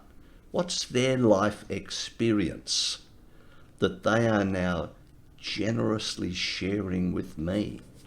And it doesn't matter what their age is. You know, two of my granddaughters just into teenage with me the other night for a nice little meal up at Thai Fusion after they'd helped me with the stuff here. And I listened to them and they come out with stuff and I think to myself, wow, where did that come from? Isn't that a great way to look at that, right? And because of everyone's uniqueness, not just with their giftedness, but with their life's experience, they are capable of generously sharing stuff with all of us that feeds into who we are. That's the interconnectedness. You know, I'm reading a book by a female theologian at the moment, Ilia Delio, The Hours of the Universe, and she does an awful lot about Teilhard de Chardin. So I've been reading chapters again about the noosphere, the fact that, you know, we are on this development where there's a convergence of our mindfulness. That, you know, when we think of where do thoughts come from, how do we share thoughts? Is there this great repository somewhere in the whole of the universe where it's all stored? Is that really God? Is that what it's all about? I don't know. But it's fabulous to read about. Where does coincidence, how do two people say the same thing at the same time? How do people on opposite parts of the world, maybe they're twins, think about it the same? How do they feel the same thing at the same time? How does all this happen? I don't know. Wonderful. Wouldn't be dead for Quint. I don't know if you want to go into that and the concept of, you know, I'll share again from my story of my relationship with you. Yep. It was in this room. I think probably would have been 2020. Yep. We used to have the Thursday nights for Nick, Yep. Scott, and often JK Yep. would be here, and taking up the armchairs or Yep. and talking about religion Yep. and spirituality and where we were all, including you, individually at with the concept of God or a God-like thing, Yep. of if it's the Catholic Church or any other religious institution or belief system. And it was, I'd say it was in this room where I thought about it a bit more and thought about that I was a Catholic or a Christian, certainly by habit. Mhm. This is how I'd put it. Bit like a male by habit. Yeah. I guess, yeah. And just a little, an actor reading the lines. Performer. Yeah. And, even acting as a discipline is everything to do with empathy. Big And word. nothing to do with a focus on what things look like. Mhm. How things look on the outside is a result, not the actual direct focus. And that's a very interesting maybe lens for understanding religion or subscribing to any belief system. Even a career, ideas about career and money and everything else we discussed. But it was here that I mentally, consciously went away from the concept of, I'm not so sure about all that stuff. I've been going and ticking the boxes and ticking all the boxes that you're meant to tick whilst I don't feel engaged with it. And I didn't see the point in faking engagement with it, apart from trying to please other people. And, but even with our conversations, a lot of other things, I've personally come almost around with that to appreciate, I don't know, you can call it interconnectedness, or you can call it, as in, when I read that biography about Einstein that also gave to you, and the Spinoza's Thank you for God that. and all that. Yeah, wasn't that great? Yep. The Spinoza's God and all that sort of stuff, and the linking of what all these belief systems seem to have in common, and what is also found in science, and the good part of science, and the good questioning. That's just a fascinating. It's just a fascinating thing happening in the world right now. It's very basic. I like the way you finished off, Joe, with all of the ands. Because it is all the ands. It's the elimination of the ors. Or keep one and throw away everything else. Right? It's all the ands. For me, it starts, there are so many important themes. And I think one of the most important for us is that saying, this above all else, unto thine own self be true. And so hard. It is just so hard. And for your generations in particular. And for my generation in particular. And for very, very different reasons. There was so much discrimination and hatred in my generation of particular people. And in your generation, it's almost demanded of you that you live your lives publicly. So how do you be true to yourselves and avoid the embarrassments? How do you do that? Where do you find the courage and the guts to do it? One place, of course, to start is with our beliefs and to be prepared to speak out. We talk, you were specifically on religion, and if, the most important thing to be proud of is your doubts, right? That's what, if there were no doubts, there'd be no faith, my friend. Yeah. Doubts create faith, right? Right? That's it. No light without dark kind of concept. Correct.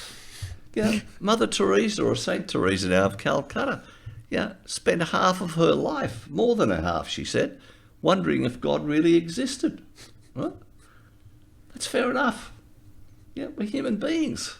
How much knowledge do we really think we've got? Huh? How much do we if we just think about this incredible pace at which knowledge explodes through science and everything else. By the time you guys are 75, what will you think of the state of your knowledge when you were 28? You'll sit there and think to yourself, how could we have believed that crap? Eh? How could we have believed that crap? Yeah? It was just so crazy, but we were conned by it all because we knew no better, right? We were intelligent. We did our best, but there was not then the circumstances where we would know other. What are you trying to say, Michael? Reminds me of reading about Seneca, and like he only had 1 or 2 slaves. Yeah, that was fun. Yeah, it's just It's like that Correct. was yeah. what are you gonna, what are you gonna do? That was a modest thing to do at the time. Yeah, and maybe he was really good to his slaves. Yeah. Maybe they weren't. I don't know. But Oh, the Earth's flat, yeah, right? looks flat. The sun goes round the Earth. Yeah, all of those things which people were executed for by the church, Yeah, There are lots of people who still believe the world's flat. You know that, right? and for them it is, I think. For me, it's round. Absolutely. Until I look back in Yeah. But- 40 years and think, why did I believe that? Yeah. Absolutely. But the you can, in those circumstances, Joe, then start to explore, I think, the very important things, because you are freed up to do so, aren't you? When you can start not necessarily totally walking away from stuff you used to believe in, Yep. but see some of it for what it truly is. You can, not being judgmental, you can say, look, if I've got a great grandmother who still believes in, every miracle that there ever was, allegedly, then I love her for that. She's happy. It makes her the person she is. But my experience is different, right? I'm walking a different path. I'm seeing things differently. I may have been raised in a culture or even a family that said women were second-class citizens, right? That gave a male dominance, and at times cruel dominance. Once I've got the courage, I can speak out against it.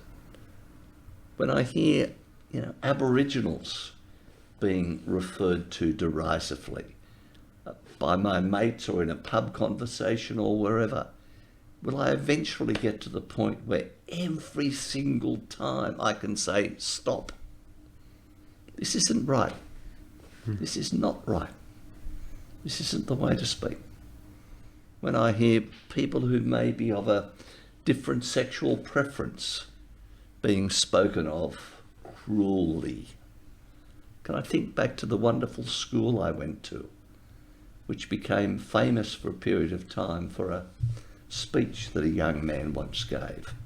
And how proud did I feel when I knew it was my school that had facilitated that opportunity for that young man, and the headlines went round the world. Once you can get to that point with something as important as your belief in some sort of almighty, then you're on the way to living out those other values that are just so important to you. And they're not easy to live out, are they? It's bloody tough at times with our mates to call them out when they're not behaving correctly. People still make comments about women or other people, and instantly people laugh, and you think to yourself, I really don't want to laugh, but can I avoid going along with my mates? Like this brave young man here who had to explain to people that alcohol at the moment is not his thing. I don't need it. You know, don't put me under pressure, because I've been there and I don't want to go back there. Right? That's guts. Right? That's real guts. And I'm sure that Luke will, on many occasions in his future life, have to fight that fight over and over again. Because you always come across people who just want to have that little dig, don't they? They want to be a bit smart about stuff. You with me? Yeah. Right? You with me? Certainly. Yep. Always with you. And that's the good thing about those conversations that we used to have in this room. And I'll say something else about that in a minute. But, you know, it starts with awareness. And awareness was a big part of it to start with. Prior to that, of course, we had the educational conversations up at Coolmac, where we talked about the value of experience as an educator. Possibly more valuable than school education. My own view, which I'll now share with you, is not to be compared. The two walk hand in hand, right? They're both important. It's the and word. And the experience version of education is not enhanced in any way or made more significant by a put down of formal education. Doesn't have to be. Mm-hmm. For me, you know, we're talking about the year Kathy died. We're talking about the year when I could have spent an awful lot of time in solitary, and you didn't permit me to do so. You put something joyful back into my life at a time which could have been largely devoid of joy. And whether you had any understanding of that or not, I'm not sure. But they were highlights. They really were highlights that were totally unexpected and very generous. Very generous. It was totally selfish. We just wanted to come. I don't think you're capable of selfishness. Time will tell. No, I'm telling you. Yeah, I know they were wonderful. I remember something you said shortly after. So for context, I'll just give the Gilly glossary. There were some words there. Coolmac is the local cafe, about a 2-minute walk from where we sit now. And Coolmac University is obviously, as it's affectionately called, because there's been a lot of unstructured, enlightening conversations happen around there, much to the pain of the coffee shop owner Eugene, who probably could use the table for people who pay more and order more. But you know, and you always, if you sit there with Gilly, it's delightful and annoying because every 2 seconds there's an interruption to conversation and a big wave. Hello, so and so. Hello, so and so, and you seem to know everyone that walks past. And It's not an interruption, Joey. Oh, I know. It's not an interruption. I know. It's part of our interconnectedness. Right? Good amendment. Absolutely. But I remember we were here once. It was very shortly after Kathy had passed away. So it was just shy of your 50th anniversary. Yep. I remember. And you were reflecting on how people were asking you if you were okay. And I remember, this is just my recollection, so tell me if I'm off. People were asking you if you're okay, and you felt really guilty if you said anything other than I'm terrible. And the other thing I remember you sharing, people asked, how can you stand to be in the house? Given you now live here alone, quote unquote. And I remember you saying, I'll never forget it, you said, Joe, I can't go anywhere but here. Absolutely. This is the life we built. Correct. And I'm having dinner with so-and-so, that neighbour, tomorrow, and the other neighbour on Friday, and Saturday my grandson's coming over, and blah, blah, blah. And one other thing, one of the many things that's always struck me about you. One, a lot of people would call that positive thinking. I don't know if it's necessarily positive thinking. Maybe it's reality. Secondly, it's quite an anomaly in my experience for people who have built a very strong sense of community in affluent parts of the world. It's not commonly my experience to see that. You very much have that here. We do. And I think, again, it comes from connecting with the better part of humanity.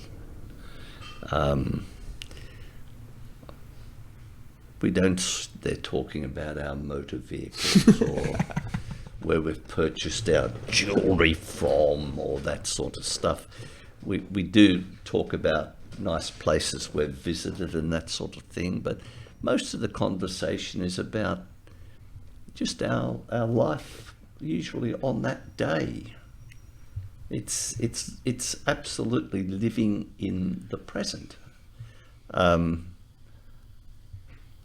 Look, we could speak an awful lot about what I touched upon a little while ago, namely that I'm beginning to understand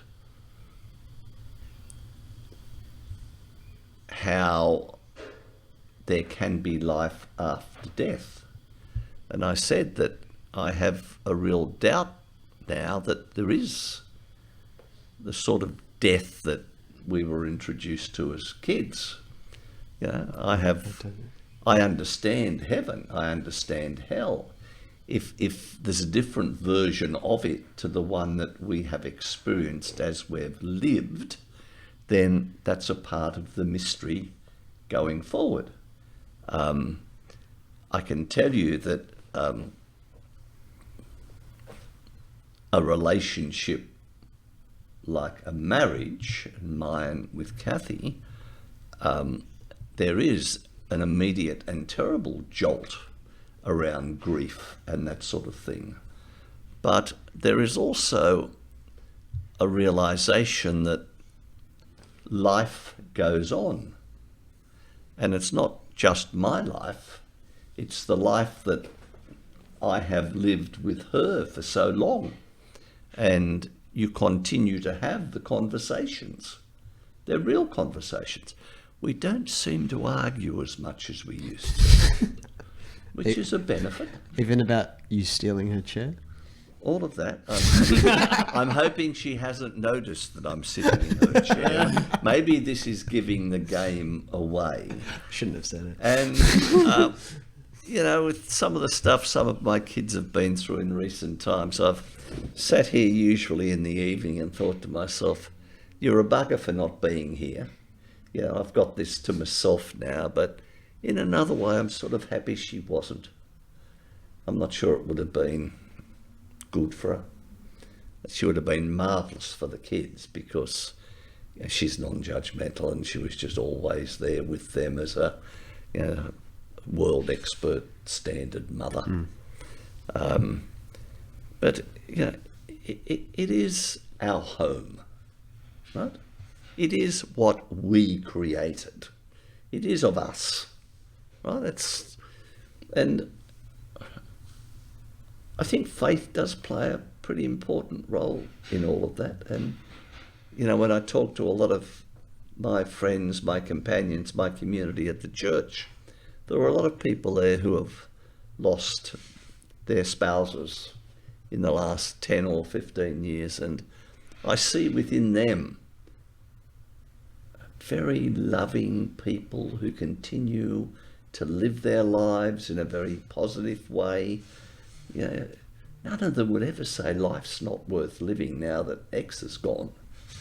It's just a crazy thing, I think, to even think about. But I do understand those who think that way. And, you know, I know there are some people who die shortly after their partner has died. Very common. You know, I know lots of people like that. it's just the way it is. Your parents. my parents died within a month of each other. Yep. So, don't know who that was. What is that noise, by the way? Eh? Is there... Someone doing gardening. Oh, okay. There's something happening out there. Someone's Background noise, we will eliminate. Yeah. We'll be all good. We'll be all good. If we have one more chapter, if it's alright, I'd love to Go. capture and reflect on the genesis of this, and I'd love to capture and hear your recollection. Obviously, the story is I obviously met you before Luke, and Luke is a good friend of mine, just like Scott and all these other guys I went to school with who've now gotten to know you, become very important part of each other's lives and so forth. But I'd love to recapture, from your perspective, meeting Nick at first, and then some of the rest of us, and some of the little Nepal chapter that kicked this off. It'd be beautiful. I'd Absolutely. love to capture it if you're willing. Yeah, well, You remember? this is like being interviewed by a lawyer, isn't it? It's sort of, to the best of your recollection, can you just take us back to the events and tell us how it all unfolded? Well, I think it started with a telephone call from our friend Michael Payton. Michael at the time was the youth and music minister at our parish here, and he was a Aloysius old boy. I think he rang me up and he said, I've got a friend who's in need of some legal advice. And then he told me a bit about Nick's story, setting up from the ground up in Nepal, and issues around setting up a charity and having a company limited by guarantee and all of that sort of stuff. And I think that was my first serious conversation that led into these relationships. Shortly thereafter, we were talking about fundraising, and I have an absolutely wonderful recollection of our barbecue in the backyard here, where there were four of you, including Paddy, Scott, Nick, Joey and Paddy, and I dragged along a few of my friends, and I think as a result of that, one afternoon we raised enough money to sort of build a modest-sized school, which led my friend Paul McClintock to remark on another occasion, having Michael Gill as a friend can be a very expensive thing. Sorry, Paul, if you're watching this. But Billy King was involved, and Humphrey Nolan from the parish, and all of that went on. And what then was very much in focus was the on-the-ground work in Nepal through from the ground up. Now, as we were talking initially about the legal aspects and fundraising, we were there at Coolmac, and I don't know how many mornings a week we used to catch up, but it seemed to me there were lots of mornings when we were up there quite early, and before I knew it, Joey had introduced into the conversation the notion of non-formal education. He had a big, and I must say this was my first introduction to that sort of thinking, even though in other ways some of my thinking had been proximate. So we were talking seriously about experience and that sort of thing. Somewhere along that path we realised that sitting at the end of the table was another young man whose nose was in mathematics books, and as we talked I could perceive that he was listening but didn't join in, until on one occasion I said to Jonathan Kim, "What do you think about that?" And he answered immediately. So then we introduced ourselves and he became part of the group, as it were. And then I was just blown away by Joey's energy and focus particularly around, the holding of that retreat down Wollongong Way and the thinking about the book, 18 and Lost. And I think I said to him on one occasion, I have, over my years in practice and otherwise, gone to so many retreats for a weekend where there have been agendas, and you get to the Sunday afternoon and everybody is in, enthusiastic spirit to go back to the office and turn into reality all of these good ideas that had been touched upon, and usually nothing happened. And I don't think that the world of business has changed much in that love regard. meetings. But Joey came up with this idea of a book. Everybody writing their chapter, and the book has emerged again for me in the last 4 days. Do you know about this?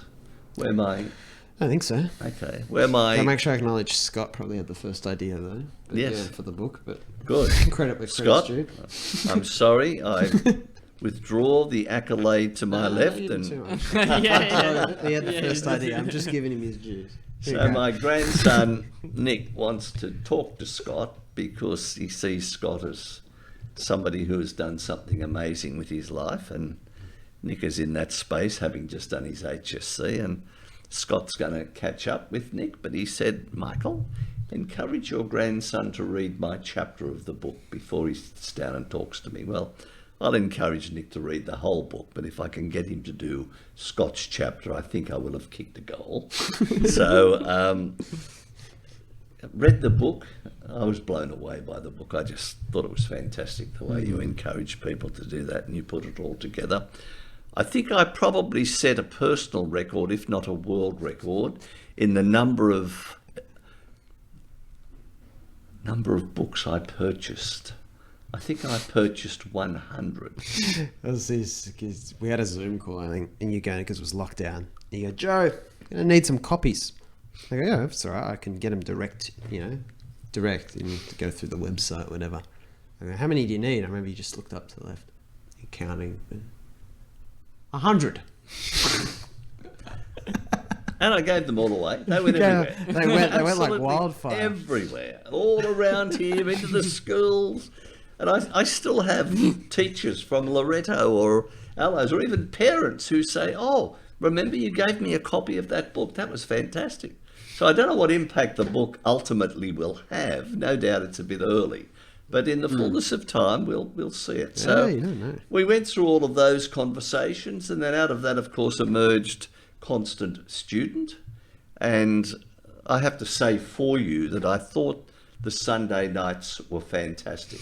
And that format that we found for the Sunday nights was just colossal. It was so relaxed. It was so easy. I don't think anyone really felt under pressure. I think looking back on it, what we achieved was a sense of ownership of the process. I think everyone who was involved in those conversations was so relaxed and calm about their contributions that I sensed that within them they owned what was going on. And that's a great thing to achieve. I think that's what the church is going to have to try and achieve with the synod. I don't think we're going to kick those goals until everybody in this thing we call the Catholic Church has a sense of ownership. Has a sense of ownership. And I think that's important if we went back to it because of the unique giftedness of everybody. We're all vested with these gifts. They're all important. It's not doctors of theology who should be saying what needs to be said. It's the lived experience of what we call the people of God. And really, that's really what you were doing in your own way, perhaps largely devoid of the theological side. We. So, but, you guys just, and the minds were so open, Joe. There's some good ones. Right? The minds boy. were, the hearts were open. Yeah. You, as a group, as a community, as companions, you showed very little sign of fear. But bluntly, when you gave me the opportunity to walk with you as individuals, you had fear, which you were able to very well deal with in community. There was a great strength coming out of community, which meant that your individual challenges didn't get in the way to the point where they sort of defeated what you were on about. And I think that's so important, because fear's a part of life. It's how we deal with it. That's the crucial thing. It's like the way of the cross. It's not the falling down that's got to be avoided. It's the getting up that we've got to learn, right? For the whole of our lives, we're going to fall, right? That's what life is. But it's the getting up stuff. And, you guys have been remarkably good at that. I know, even for you, that constant student journey was always a challenge. You were going into the unknown. You had plans about stuff that may have gone differently, but didn't. But in that, there was a learning experience. In that were the traces of something that you have carried forward as part of yourself, in not only what you are doing now, but how you do it. You've learned a bit about what works and what doesn't work. You've learned an awful lot about listening. And none of it is a failure or a defeat. Not one scintilla of it. That's a great word. I don't know that word. That might be my biggest takeaway from today. But thank you. That's a very great reflection. Thank you. And I see it the same way. I really do. Cheers. It's why these occasions are just so joyful. They're joyful. Now, how much time? It's almost 2:00. Do you think we're close to a wrap, or where I'm happy to be close to a wrap. I'm happy to be close to a wrap. I was about to ask Luke if he had any other thoughts in and around gilliness, or not to be confused with silliness. Rhymes. It's good. Yeah, things you either want to point out, a burning question. Luke was responsible for one of the very, very best occasions that I've had in this context. You know what it was? That's good. No. Sitting with his mum and Luke at Coolmac to see them communicating in the most open and loving way was just a joy for my heart. I can't begin to tell you how good it was. And I don't know what was going on within their heads, but I could feel it on my side of the table. She'll love getting a shout out. It was, love you, Mum. Yeah. It was very joyful, that's for sure. It was. And I could see what you were learning about each other. Yes. I learned a lot that day. I'm sure you did. Yeah. Michael Isn't conversation important, Luke? It's Yes. just so important. It is. It really is. We have to end on just be, don't we? Just be. Yeah, so you don't have anything else you want to throw in? Or No. You don't have to. I'm just giving you the opportunity. No. That's it. Charlie Munger, nothing further to add? Nothing further to add. Do you have anything further to No, add but that's it's a burning on lovely your note chest? to finish on. It's. I just wish everyone could understand that they have the freedom and the right to just be. Do you remember where that? I first Yeah. remember it about just over a year ago in and around calls. He started saying that. I don't know where there's that phrase first It's scriptural. came on your radar. It may have been. It may have been something I'd been reading, or came out of scripture reflections one weekend or something. But it came. It was a reduction. It was Of a course. reduction. Of course. Authenticity. Be yourself. Be aware.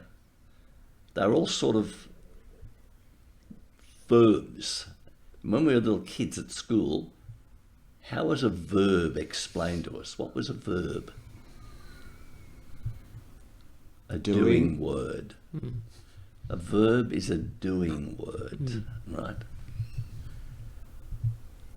We don't have to be doing. We have permission to just be. That at times is doing enough. For many of us, it's more than that. It's all we can do. There are times in our lives when we can't go beyond that. And it's okay.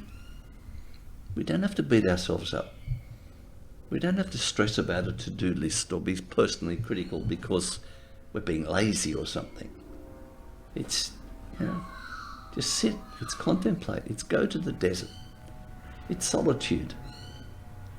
It's meditation, it's reflection, it's all of those things. And we need that time out, I think, on a regular basis. And one of the great challenges of today is that there's so much in society that says you've got to be on the go all the time. You've got to be doing stuff. Yeah. Where's that business plan? Sorry, not today. Today is my day to just be. That's why we said bring back Sunday as the day of rest. Oh, yeah. We need rest so badly. I think our failure to understand rest has meant that we've removed it from that range of remedies for healing. So much of healing is about rest, isn't it? To give our minds and our bodies an opportunity for restoration. Have you ever heard Jim Carrey, one of his spiritual teachers encountered, explained depression to him, reframed depression to him as, look at the word, depressed, deep rest. Yep. In many senses, it's a condition. It's beyond even what we class as an illness. That comes from the effort of projecting a self, which is not super authentic and therefore not naturally ensuing from you, not you just being. Well, you can take it also straight back to the Old Testament, which we know is entirely metaphorical and all of that, but it's got some good tips in it. You know, after 6 days of frenetic activity, God had to rest. Yeah, right? Even God. So why do we think Not we me. can do better than that? Eh? A day of rest is built into our bloody DNA, guys. God's up there going, well, you guys can work on Sunday, but I'm not. Precisely. Precisely. Eh? Time out. Time out. Come on. How are you going to restore that, you guys? Yeah, we've stuffed you on that, haven't we, with the way we've... I don't even remember. I used to call it my Sabbath day. You did? I had to tell Didn't everyone. last long, though. No, but then it came back. It's hard to hang on And it to it. goes. And then Yeah. sometimes every day is a Sabbath. And then Up and down. Up and down. But no, mate. Thank you very much for your time. Thank you guys for your sharing. time. Thank It's you, very Michael. beautiful. The Just Be line is very beautiful. But as you say, it's the ultimate reduction. And it takes some time to embody. It's just language until you have tried everything else. And it may or may not be a good title for a book that you may have consented to be made, which is there is an introduction slated. And we used to sit here, and people have said to you many times over the years, over the course of your lovely life, you should write a book. And I remember your response when it was raised here was, I'd love to, but I'm too busy living it. I'm too busy. I'm too I like busy. to talk. I like to talk. But the note I would love to finish on is just that. You're very different in so many ways. In one way, it's the lack of, often the lack of advice sometimes, the specific advice, where specific advice is not advisable. But for most other people, I think, especially people in similar position to you, would be just too easy to do. You listen first always, and then you listen again, in my experience. very non-prescriptive, and like Luke said, non-judgmental. I've seen you bite your tongue here so many times when a clanger has come out of one of our mouths. and you know, personally, it's very ironic how you can undervalue. We all, I think, so undervalue, for example, our parents as a source of wisdom. And our grandparents. And our grandparents. And it's so easy to just go through life that way. I remember once, you know, I was listening to these two very well established thinkers, you know, with public reputations speak. And I was walking around on the other side of the bridge and I was thinking, oh, you know, I have really good intentions myself and I really deserve to have access to people like that, the cream of the, you know, because, you know, I'm trying to do good things and blah, blah, blah, yet, you know, they're somewhere else, they don't know I exist. And then I just caught myself going, hang on, Joe, you fucking idiot. Sorry about that. I don't be sorry, this is my platform. But I remember thinking to myself, the stupidity of it, because just over the bridge, you were sitting here, or you're either sitting here or you were at Coolmac going about your day. And I realized that I had someone in my life far more valuable than those two people with the widespread public recognition and all that. And over the especially last year, I've seen that just as you sit, you know, you're not, everyone would love to see your book, you know, and everyone would love to see you doing various other things in terms of what you can offer people in the wisdom part of life, let's say, and all that. Maybe. Right? Maybe. Maybe. That's it. Keep it in check. There you go. Hold it. But you do not seek, as long as I've known you, you do not seek what I see a lot of people seeking in terms of the well-disguised, humble attention. There's a lot of people who love being on the mountain, giving everyone the advice and telling them how to live and telling them how to heal and giving the answers. And it often looks very healthy and very practical, but it's often not. And it's taken me a very long time to renew, to have a deeper and deeper appreciation for just how effortless the way you share your gifts with us, how effortless and simple, and you're so happy for it to just be a small group of people in your company, and you always appreciate whoever it was. And in our group of friends, it started with, I think, Nick in particular. Your relationship with Nick, and Wonderful human being. A wonderful human being, then blossomed to me and Scott and JK and everyone else. And it's just that the approach you have, for whatever reason, is just it's so endearing to me. It's I think everything else can fall into place, and there's beautiful things we can all do, and writing and speaking and to bigger groups and all that, but you have really exemplified that, and I can't, you know, gloss over how rare that is and how valuable it has been for us, whether you meant it or not, and I suspect you haven't. There are lots of people out there. Exactly.